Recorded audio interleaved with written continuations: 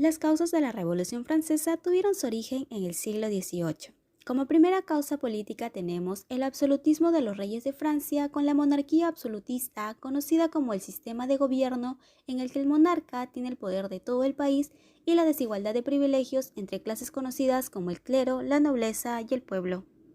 Segunda causa, la incapacidad de gobernar de Luis XVI, la cual se ve reflejada en la autenticidad de la ciudad de Versalles y su apoyo a las colonias americanas que se encontraban luchando por su independencia del Reino Unido, dándoles una suma de dinero muy grande para favorecerlos, generando la inflación en Francia, haciendo que sus alimentos se elevaran a altos costos, entre ellos la harina, que era utilizada para la fabricación del pan, que era indispensable en la mesa de los franceses. Tercera causa, influencia de la Ilustración sobre el pueblo. Al ver que el pueblo pasaba hambre y los gastos eran mayores a los ingresos, los estados generales, el clero, la nobleza y el pueblo se reúnen en Versalles para dar la solución al sistema financiero, siendo Robespierre un diputado que representaba al tercer estado, quienes pedían a los otros estamentos que paguen sus impuestos y la negociación de los precios de estos mismos. El 17 de julio de 1789, los diputados se dirigieron a la reunión de los Estados Generales para la asamblea, pero se encontraron con las puertas cerradas por orden del rey, siendo el 20 de julio que se generó el juramento del juego de pelota, donde se comprometían a no disolverse hasta redactar una constitución para Francia.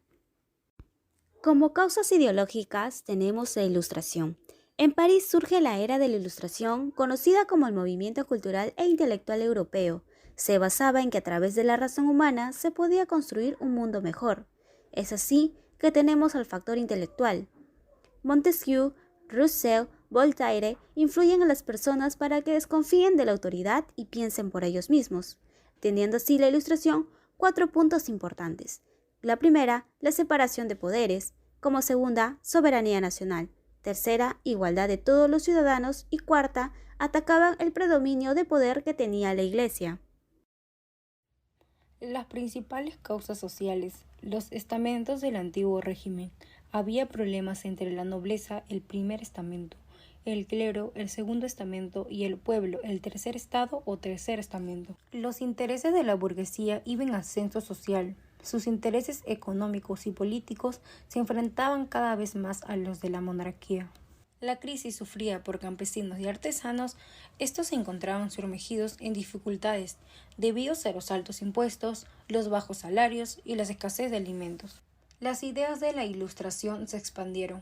El pueblo iba conociendo que los reyes debían de responder a los intereses de sus súbditos y no gobernar caprichosamente.